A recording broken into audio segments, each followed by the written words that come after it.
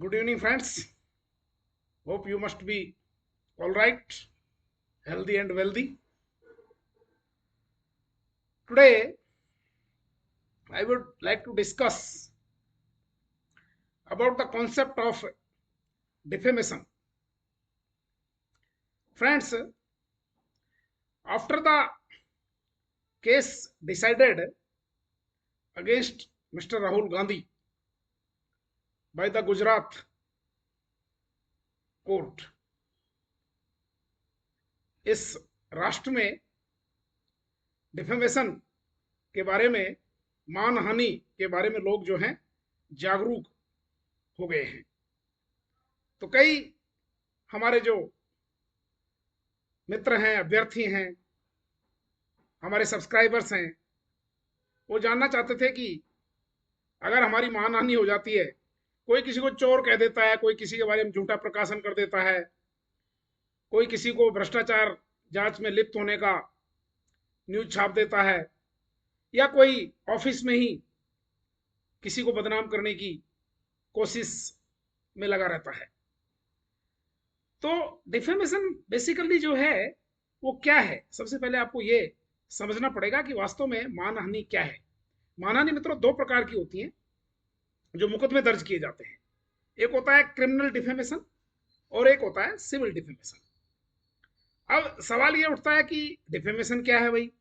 Defamation ये है कि कोई भी शब्दों से, किसी प्रकाशन से, किसी इशारों से, किसी प्रकार से भी आपकी रेपुटेशन को, आपकी जो छवि है समाज में, रिश्तेदारों में, यार दोस्तों में, आपके ऑफिस में, कहीं भी वटेवर, यदि आपकी छवि को कोई धूमिल करने का प्रयास करता है। अब प्रयास करने का तरीका क्या है, या तो आपको पब्लिकली वो आपकी इंसल्ट करता है, दो आदमियों के बीच में, तीन आदमियों के बीच में, या समाचार पत्रों में कोई लेख छपवा देता है, या सार्वजनिक स्थल पर किसी प्रकार का कोई अभिव्यक्ति जारी कर देता है, कोई टिप्पणी जारी कर देता है। कोई जरूरी नहीं है कि उसका प्रकाशन ही हुआ हो, no it is not necessary. आपको किसी मंच से आपकी तोहिन कर दी जाती है, जो आपको लगता है कि समाज के नजर में या आपकी खुद की नजर में वो आपकी छवि को धूमिल कर रहा है। He is creating obstacles in your reputation. That is the definition of defamation. अब इसके लिए हमें क्या करना होता है मित्रों, इसके लिए जो हमारा इंडियन पिनल कोड है आईपीसी, उसकी धारा 499 और 500 में इसका प्रावधान किया गया है। 499 में डिफेमेशन सूट की परिभाषा दे रखी है और किस प्रकार से आपको वाद दायर करना है उस प्रक्रिया को बताया गया है। और फिर इसमें जो है धारा जो 500 है, सेक्शन 500 ऑफ द आईपीसी, उसमें इसमें सजा का प्रावधान किया गया है कि कितनी उसमें सजा दी जाएगी और क्या उसमें जो है आपके ऊपर कोई पेनल्टी वगैरह लगाने का भी प्रावधान उसमें किया हुआ है, जैसा कि अभी राहुल गांधी के प्रकरण में भी किया गया है। तो ये है बेसिकली डिफेमेशन।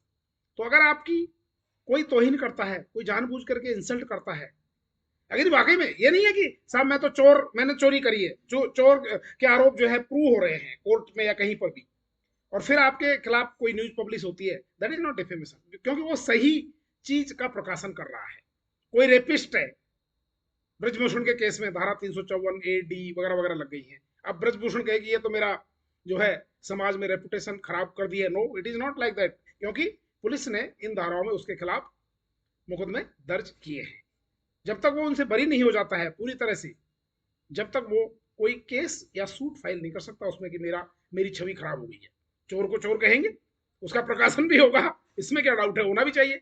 लेकिन अगर आपके ऊपर वो चीजें लागू ही नहीं होती हैं, आप वाकई में चोर नहीं है, आप बलात्कारी नहीं है, आप रेपिस्ट नहीं है, आप जो है भ्रष्टाचारी नहीं है, और आपकी समाज में छवि, मित्रों में छवि, ऑफिस में छवि धूमिल की जाती है, आपको मानसिक रूप से कोई कोर्ट भी यदि आपको पागल डिक्लेयर कर देता है, कह देता है कि ये तो मेंटली डिस्टर्ब आदमी लगता है, देन इट इज डिफेमेशन। अगर वो अपने ऑर्डर में लिख देता है उस चीज को, या इवन पब्लिकली कोर्ट जो है, आपको कोई न्यायाधीश भी अगर कह देता है ओपन कोर्ट में कि आप पागल हो, आप ये हो, नो कैन नॉट। 499 सबके ऊपर लगती है। ये जो भी हो, वट एवर इट बी, होम सेवर में भी द पब्लिक सर्वेंट, सारे ला के ऊपर कोई नहीं है मित्रों, चाहे वो न्यायाधीश है, चाहे वो जज है, चाहे वो आईएएस ऑफिसर है, चाहे वो नेता है, चाहे वो आम आदमी है, चाहे एक रिक्शा वाला है, सबके ऊपर धारा कानून के सब समान है। इक्विटी बिफोर लॉ, ये ध्यान रखिएगा, सबसे पहली कॉन्सेप्ट है ये।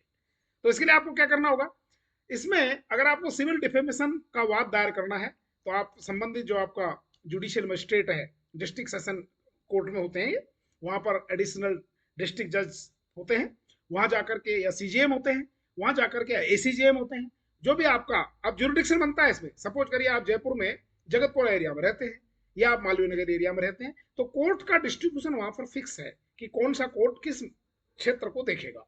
पहले आप उसका पता लगा दीजिए, वो इंटरनेट पर भी अवेलेबल मिल जाता है। उसके बाद में आप सिंपली जो है आप खुद भी एक वाद दायर कर सकते हैं, वहां पर ग्रीन पेपर चलता है, ग्रीन पेपर में आप वाद दायर कर दीजिए, जो भी आपका कोई डॉक्यूमेंट अगर है तो वो सारे लगा दीजिए। कोई कुछ नहीं है, लिखना होता है कि समक्ष माननीय फलाना फलाना फलाना फलाना कोर्ट ऑफ सेशन कोर्ट फलाना फलाना, अभियोग संख्या सो एंड सो, वादी का नाम ये है, नंबर उसका पता वगैरह पूरा, प्रतिवादी का नाम ये है, और उसके बाद में मान्यवर महोदय नंबर निवेदन है कि ये करके, और लास्ट में आपको एक शपथ पत्र देना पड़ता है, और शपथ पत्र दे करके वेरिफिकेशन करना होता है उसको किसी नोटरी से आप वेरीफाई करा दो, 20 रुपए का टिकट लगा करके, उसमें 20 रुपए टिकट नहीं 20 रुपए दे करके उसको ज्यादा ज्यादा इतने ही लेते हैं, और 2 रुपए का उससे एप्लीकेशन के ऊपर एक टिकट लगता है, सिंपल 2 रुपीज का, और वो एक परफॉर्मा होता है जिसमें जो भी अनेक्सर होते हैं उनको उसमें भर दिया जाता है। जा करके आप उसका जो रीडर होता है वहां उसको आप जमा कर दीजिए, वो आपको डेट दे देगा, जा करके आप सूट फाइल कर दीजिएगा। उससे पहले आपको एक प्रक्रिया से गुजरना होगा, जिस आदमी ने आपका मानहानि करा है, डिफेमेशन किया है, उसको आप एक नोटिस दे देंगे तो ज्यादा बेटर रहेगा। सपोज करिए आप 10 लाख का मुकदमा ठोकना चाहते हो उसके खिलाफ, तो आप उसको नोटिस दे दीजिए पहले कि बहुत से लोग ये कहते हैं हम तो हमसे क्षमा मांग लो तो हम आपको माफ कर देंगे, कई लोग क्षमा में भी संतुष्ट हो जाते हैं, लाइक दैट। अब उसमें क्या होता है, एक सपोज करिए आपने 10 लाख का मानहानि का एक दावा ठोका किसी के ऊपर, तो उसमें आपको कोर्ट फीस देनी पड़ती है, मित्रों ध्यान रखिएगा, 6% के आसपास वो कोर्ट फीस जो है वो फिक्स है, वो आपको देनी होगी, तब जाकर के आपका मुकदमा जो है उसमें चलता है। स्टाम्प रजिस्टर के रूप में वो जो है टिकट्स के रूप में वो फीस आपको कोर्ट में जमा करानी पड़ती है। अब वाद दायर करने की लिमिट क्या है, सपोज करो आपका डिफेमेशन 2018 में हुआ, तो 3 साल के भीतर भीतर आप जो है उसका वाद दायर कर सकते हो, ये है प्रक्रिया उसमें।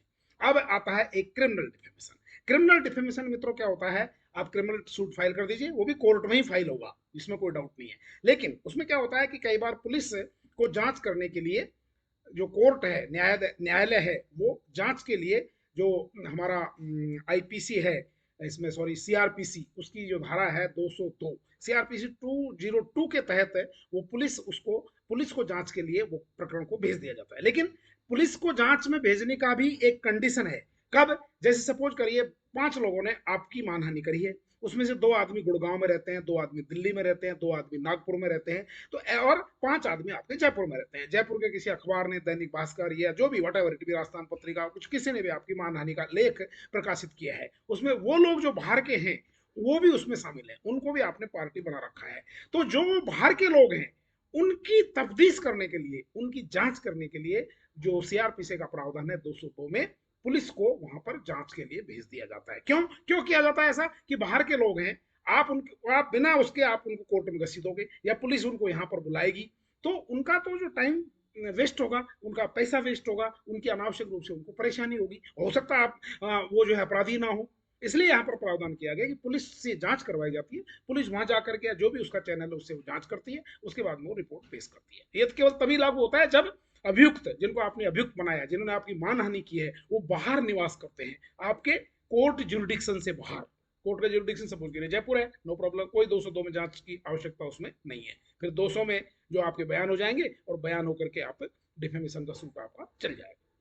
आपके पास में अगर कोई गवाह है या कोई दस्तावेज है उनको आप प्रस्तुत कर सकते हैं, उसके बाद में आपके बयान होंगे, आपसे एक आर्गुमेंट होगा आपका, आर्गुमेंट के बाद में जो माननीय जो न्यायाधिपति होते हैं वहां पर वो उस पर कॉग्निजेंस लेते हैं, और उनको लगता है कि इसमें प्रकरण वाकई में बनता है, तो अपोजिट पार्टी को ट्रायल के लिए नोटिस जारी हो जाते हैं। उसके बाद में दोनों पक्षों में झिरे होती है, वाद विवाद होते हैं, वो अपने दस्तावेज या डॉक्यूमेंट पेश करते हैं, अगली पार्टी अपने दस्तावेज डॉक्यूमेंट पेश करते हैं, उसके बाद में फाइनली जो चार्जेज होते हैं, सूट जिसे कहते हैं, इश्यूज जो होते हैं वो फ्रेम होते हैं, और इश्यूज फ्रेम होने के बाद में उन पर फाइनल बहस हो जाती है, और फिर जो जज होता है वो उस पर अपना निर्णय देता है कि ये डिफेमेशन हुआ है या नहीं हुआ है।